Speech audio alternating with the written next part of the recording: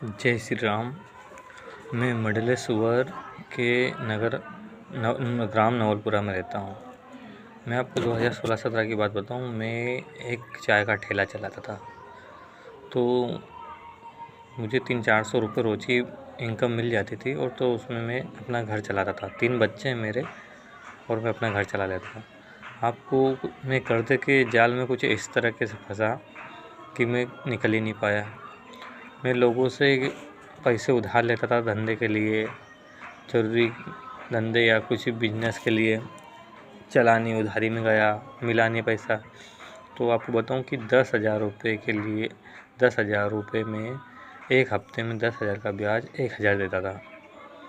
तो ऐसा धंधे नहीं चले, घर चलाना मुश्किल। किराए के मकान में रहता हूँ, किराया देना पड़ता है, राशन लाना पड़ता है, ऐसा करके 3 बच्चों को पालना पड़ता है, अस्पताल का खर्चा, ये खर्चा वो खर्चा।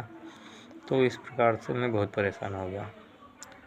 तो जो कर्ज एक से लिया, फिर वो मतलब एक महीने में उसको 10,000 के 4,500 देना पड़ते थे। तो 45% महीने का हो जाता था। ऐसा 1 से लिया, 2 से लिया, 3 से लिया, मतलब धंधा 200-300 रुपये हो जाता था। तो इतना ही मैं कमा पाता था। तो ब्याज वालों से उससे लिया, 10 उससे लिए, 5 उससे लिए, 5 उससे लिए, तो उनको हर हफ्ते में ब्याज देता था, दे रहा था।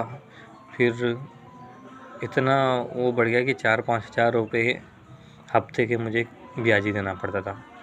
अब ब्याज दे के कर्जे में इतना करता चला गया। तो इस प्रकार मैंने जिससे 10 लिए थे उसको मैं 20 दे चुका हूँ, किसी को 30 दे चुका हूँ, किसी को 40 दे चुका हूँ, किसी को 50 दे चुका हूँ। मतलब कि हर व्यक्ति को कुछ ना कुछ दे चुका हूँ। मतलब कुल मानने के ये लगा कि जितना मैंने लोगों से लिया था उससे डबल ट्रिपल दे चुका हूँ। बाकी उसके बाद भी उनका मूलधन वहीं का वहीं है। आज भी वो उसी चीज़ की मांग करते हैं, और चूँकि अपन टेंशन में थे, वो सिर्फ ब्लैंक चेक पे साइन करवा के ले लेते थे, क्योंकि उनका बड़े लोगों के साथ बैठना उठना रहता था, और हम डर भी जाते थे। तो वो डर इतना बढ़ा देते थे कि अब उनको फिर वो किसी और व्यक्ति से पैसे लेना पड़ते थे।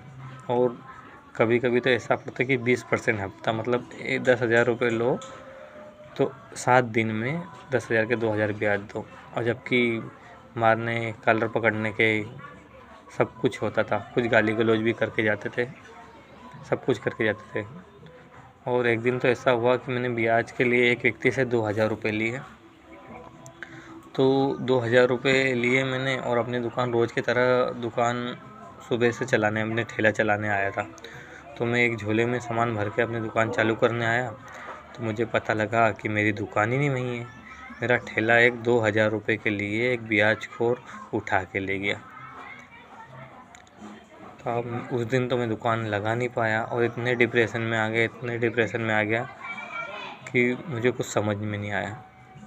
और जो भी ब्याजखोर आता है, जो 200-300 रुपये मिलता था, कोई थोड़ी देर में आया, कोई 100 रुपये निकाल के ले गया, कोई 50 रुपये निकाल के ले गया, कोई कितने ले गया।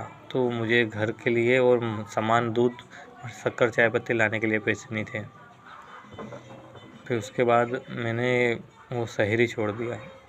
इतना टेंशन, और सूरत जाके मजदूरी करके अपने परिवार को पाला। अब वहाँ पे परिवार को मजदूरी दे के पाल तो सकता था, सब कुछ कर सकता था, बाकी उस बच्चों की पढ़ाई, 3 बच्चे हैं छोटे छोटे, उनकी पढ़ाई मारी जाती। और फिर मैं वापस आया और बच्चों को स्कूल बिठाया, और अब वापस जीने लगा। तो कुछ लोग और परेशान करते उसी पैसे के लिए। क्योंकि अब मैं चेक दिए हुए, तो मैं किसी को शिकायत भी नहीं कर सकते, क्योंकि चेक एक ऐसी चीज़ है कि जो दे दिया है तो आप कुछ कर नहीं सकते। कोई सुनने को तैयार नहीं रहता है। चेक दे दिया मतलब अपने अपने गले में फांसी का फंदा लगा लिया। तो आपको मैं ये कह रहा हूँ कि कर्जा मत लीजिए। कर्जा लेने से कोई मतलब नहीं है। सूखी रोटी, चटनी, दाल रोटी खा लीजिए और जीवन सुखाड़े। मैं जब से वापस आया हूँ उस दिनों के बारे में जब सोचता हूँ ना, कर्जे के बारे में, तो रूह काँप जाती है। कि मेरे बच्चों को मैंने भीख मांग के खाना खिलाया है, इतनी कंडीशन ख़राब आ गई थी। वो तो भला हो सूरत शहर का, कि वहाँ पे जो भी लोग मिले ना, सब अच्छे लोग मिले, सब ने सहायता करी। ऐसे हमारे यहाँ जैसे नहीं मिले कि जो अपने किसी लोगों के बच्चे का खून पीते हैं, उनके मुंह का निवाला छीन के ले जाते हैं। मतलब कि सभ्यता और कोई चीज़, मानवता नाम की कोई चीज़ नहीं है। चेक लिए पैसे अपने घर बनते हैं, और जितने भी आजकल के ऊँचे ऊँचे बिल्डिंग बनते हैं ना, रियल में वो गरीबों की लाश की सीढ़ी बना के ही ऊपर बनते हैं। और गरीब इतना गरीब रहता है कि वो किसी से शिकायत कर भी नहीं सकता है, और मरने के बाद भी ना उनके माँ बाप के पास इतना पैसा रहता है कि वो कुछ कर पाए, ना उनको कोई सीख देने वाला रहता है या कोई बताने वाला रहता है।